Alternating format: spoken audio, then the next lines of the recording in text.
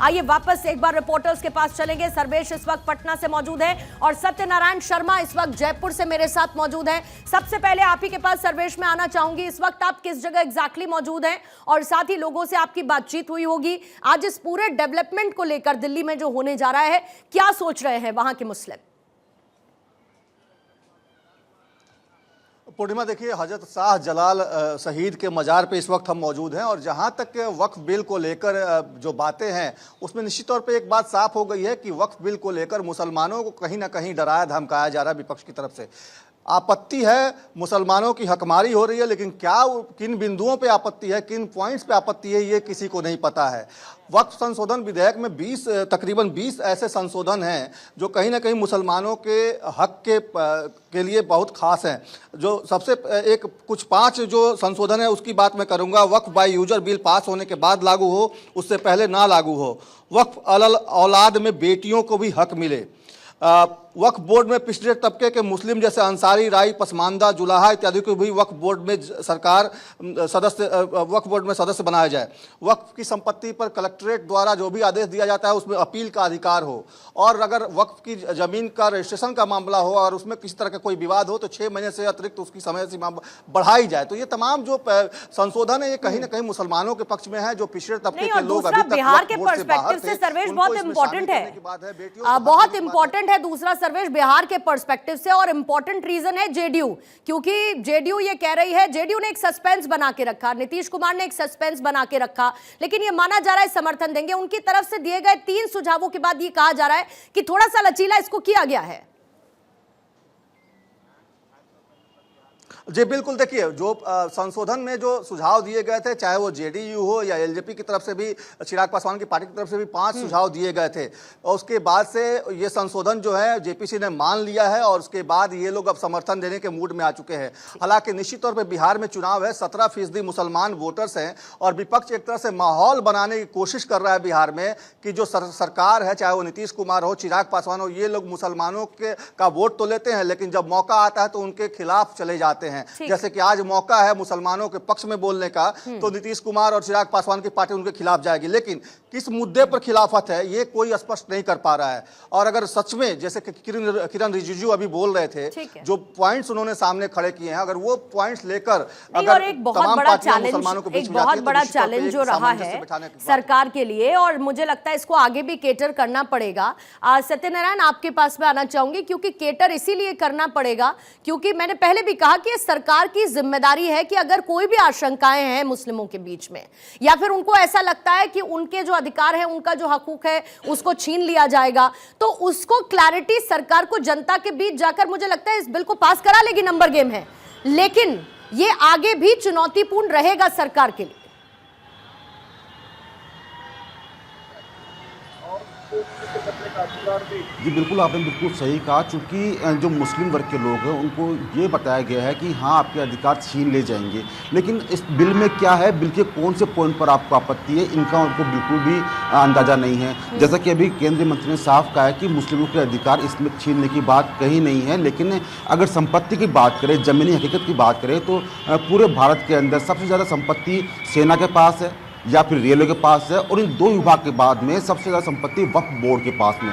ऐसे में सरकार का नियंत्रण काफ़ी ज़रूरी है, काफ़ी हद तक ज़रूरी है और शायद इसीलिए जब ये बिल पास हो जाएगा तो तमाम जिलों के जो मजिस्ट्रेट हैं, जो कलेक्टर हैं, उनके पास ये पावर आ जाए कि वो इसमें देख सकेंगे क्या कुछ संपत्ति वक्फ बोर्ड ने अर्जित की है, उनका इस्तेमाल किस प्रकार से हो रहा है, उनका इस्तेमाल मुस्लिम वर्ग के अच्छे के लिए हो रहा है, उनका इस्तेमाल के गलत तो नहीं हो रहा। तो तमाम वो चीज़ है जो कि कहीं ना कहीं ये बिल को अच्छा और संशोधित बिल करने में सफल साबित होगी। जयपुर की बात करें तो जयपुर में बिल को देखते हुए इस समय सुरक्षा व्यवस्था बढ़ा दी गई है। आप दिखाना चाहेंगे जयपुर का जो दृश्य है, ये पूरा जयपुर यहाँ से दिखता है। हवा महल विश्व प्रसिद्ध हवा महल है। यहाँ पर मुस्लिम भाइयों ने जब ईद की नमाज पढ़ी तो उन्होंने साफ कहा था कि हाँ हमें वक्फ बोर्ड के जो बिल है उस पर हम आपत्ति करते हैं, लेकिन आपत्ति किस पॉइंट पर है उनको ये पता नहीं। तो कहीं ना कहीं अभी जानकारी का अभाव है लोगों के अंदर। जब जानकारी पूरी मिल जाएगी तो मेरे ख्याल से, जहाँ तक मैं समझता हूँ कि ये जो विरोध है, जो मुस्लिमों का विरोध है, ये भी खत्म हो जाएगा। ठीक है।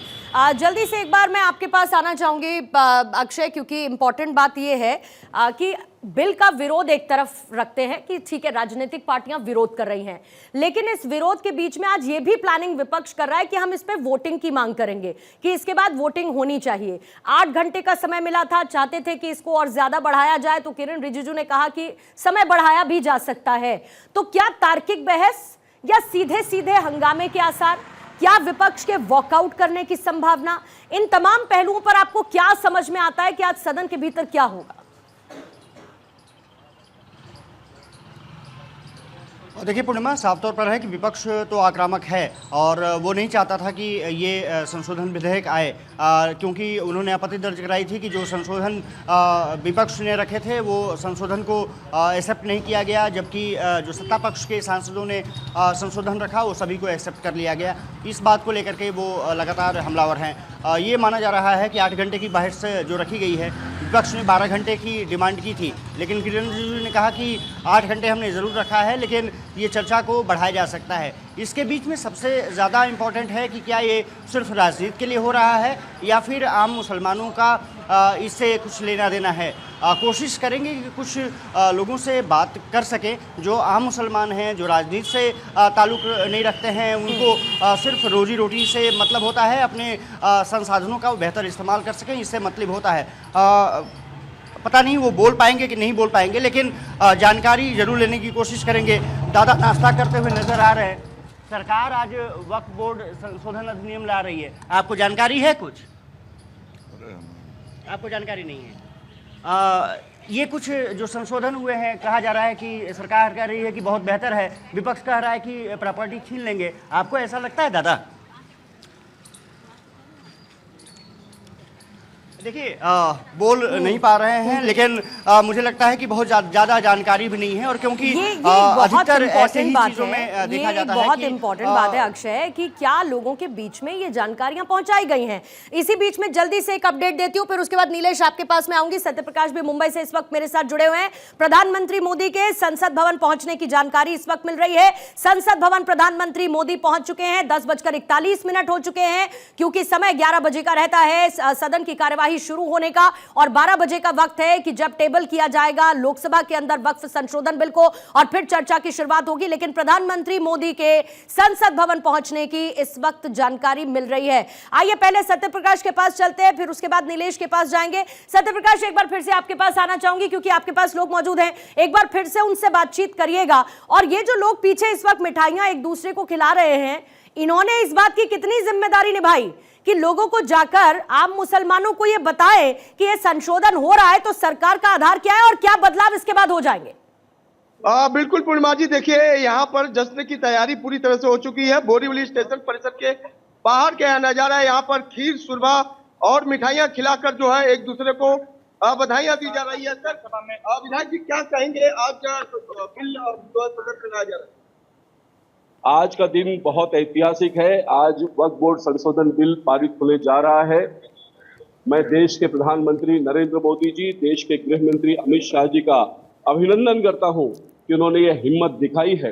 कांग्रेस का पाप था वक्फ बोर्ड बिल, और उसमें वक्फ बोर्ड को इतना अधिकार दिया था कि वो देश के कानून के ऊपर हो गया था। वक्फ बोर्ड कहे वो जमीन उसकी, और जिसकी जमीन पर दावा करे उसको सिद्ध करने के लिए भी उसके पास आना, यानी जिसकी लाठी उसकी भैंस। और इसके कारण लोग भी परेशान थे, समाज भी परेशान था, और बड़े पैमाने पे मुस्लिम समाज भी इससे त्रस्त था, क्योंकि जिन लोगों ने इन प्रॉपर्टियों पर कब्जा किया उन्होंने उनके निजी हित के लिए इसका उपयोग किया, और जो टैक्स उनको देना चाहिए था, अगर उससे जितनी प्रॉपर्टी उनके पास है वो टैक्स सही अर्थों में अगर वक्फ बोर्ड के पास आ जाए तो मुसलमान समाज गरीब नहीं रहेगा। लेकिन ये वक्फ बोर्ड के माध्यम से केवल गरीब मुसलमानों का शोषण ही हुआ है। और मोदी जी जो बात सत्यप्रकाश, मैं लौटती हूँ, बात करते रहिएगा आप, ये बात बहुत जरूरी है, भले इसको बाद में चलाया जाए, लेकिन बात करते रहिएगा। जल्दी से नीलेश आपके पास आते हैं, फिर गौरव भी इस वक्त जामा मस्जिद में मौजूद है, दोनों से बात करूंगी। लखनऊ में इस वक्त फ्लैग मार्च हो रहा है, तैयारी है पूरी तरीके से कि कोई भी स्थिति बेकाबू ना हो, क्योंकि विरोध प्रदर्शन का ऐलान नीलेश कर दिया गया है कि विरोध प्रदर्शन होगा। समाजवादी पार्टी भी कह रही है कि हम लगातार प्रोटेस्ट करेंगे और साथ ही समर्थन देंगे। किस तरीके की तैयारी ऑन ग्राउंड है सिचुएशन को अंडर कंट्रोल रखने के लिए नीलेश?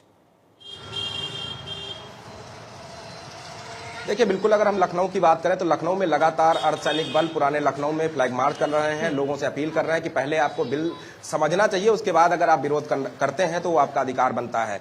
हालांकि लखनऊ की बात करें तो लखनऊ पूरी तरीके से शांत है और लखनऊ की जनता भी इस बिल को लेकर आश्वस्त है कि सरकार उनके फेवर में ये बिल को लेकर आई है। लेकिन सबसे पहले मुस्लिम समाज को दो चीजें समझना बेहद जरूरी है, क्योंकि जिस तरीके से विपक्ष इस बिल को लेकर हंगामा करने के पूरे संदेश दे चुका है, यही वो विपक्षी पार्टियां हैं। जब 1995 में पीवी नरसिम्हा राव की सरकार केंद्र में थी, उस समय सबसे ज्यादा शक्तियां वक्फ बोर्ड को देने का काम किया गया। उस समय के जो ताकतवर मुस्लिम थे, उन्होंने जमीनों को कब्जा किया, वहां अपनी प्रॉपर्टी बनाई, बड़ी बड़ी मार्केटें बनाकर वक्फ बोर्ड की जमीनों पर खड़ी कर दी, जिसका लाभ वो कुछ चुनिंदा लोग उठा रहे हैं। उसी को देखते हुए 2013 में फिर एक बार जो है बिल का संशोधन किया गया। उस समय भी जो आज विपक्ष में बैठे नेता हैं, वो 2013 में सत्ताधारी नेता हुआ करते थे। उस समय भी इन्होंने बिल को पारित किया, तब किसी ने विरोध नहीं किया कि मुस्लिम के हित में ये बिल लाया जा रहा है। अब जब मोदी की सरकार में एक बार फिर से बिल में संशोधन किया जा रहा है, जिसमें कहा जा रहा है कि इस बार जब बिल में संशोधन होगा तो मुस्लिम महिलाओं की भी भागीदारी को सुनिश्चित किया जाएगा, क्योंकि मोदी जी कहते हैं कि सबका साथ सबका विकास और सभी की भागीदारी होना बेहद जरूरी है। अगर मुस्लिम समाज में महिलाएं पढ़ी लिखी हैं तो वक्फ बोर्ड में उनको भी जिम्मेदारी मिलनी चाहिए। उनको भी लेकिन इंपॉर्टेंट एक ऑब्जेक्शन है गौरव यहाँ पर गैर मुस्लिमों की एंट्री का। गैर मुस्लिमों की एंट्री से मुसलमानों को भी तकलीफ है और विपक्ष को भी तकलीफ है। बहरहाल इस वक्त आप जामा मस्जिद पर मौजूद हैं और एक एपिक सेंटर या फिर एक हॉट सेंटर इस वक्त वो हो चुका है इस बिल के प्रेजेंट होने से, टेबल होने से पहले को लेकर। जरा वहां का माहौल भी बताइएगा, क्या है जामा मस्जिद का? बिल्कुल पूर्णिमा, अगर बात करें दिल्ली के जामा मस्जिद इलाके की तो यहाँ पर अगर बात करें पुलिस बंदोबस्त की तो दिल्ली पुलिस ने अपने तरफ से खास इंतजाम किए हैं। और सबसे बड़ी बात यह है कि किसी प्रकार से लोग पैनिक ना हो, इसके लिए दुकानदार जो हैं उनकी यहाँ पे जो दुकानें लगती हैं, आपको मैं दिखा दूं, आज भी यहाँ पे जो दुकानें हैं वो यहाँ पर आपको नजर आएंगी। सभी दुकानदार बदस्तूर जो अपनी दुकानें लगाते हैं रोज आकर के लगा रहे हैं और उसी तरीके की चहलकदमी आपको यहाँ पर देखने को मिलेगी। दूसरी सबसे बड़ी बात करें, जामा मस्जिद का जो इलाका है मुस्लिम बहुल क्षेत्र है, तो लिहाजा आज जिस तरीके से मेरे पीछे आप जामा मस्जिद को देख रही हैं, यहाँ मस्जिद के अंदर बहुत ज्यादा आपको भीड़ नजर नहीं आ रही है, क्योंकि मुख्य द्वार को आज थोड़ा बंद किया गया है। बहुत सारे लोग आपको नजर यहाँ नहीं आएंगे, लेकिन चूंकि ये पूरी मार्केट है तो यहाँ पर बहुत ज्यादा जो लोग हैं वो यहाँ पर लगातार नजर आएंगे। और सबसे बड़ी बात यह है कि जिस तरीके से इस पूरे बिल को सरकार बार बार कह रही है कि पहले आप इसे समझिए और समझने के बाद से उसके बाद अगर विरोध करना है और अपनी बात को रखना तो आप रख सकते हैं, तो ये बड़ा महत्वपूर्ण है। और इससे पहले भी हम लोगों ने लगातार इस हिस्से में आकर के यहाँ के जो मुस्लिम समुदाय हैं उनसे बातचीत की थी। उनका साफ तौर पे यही कहना था कि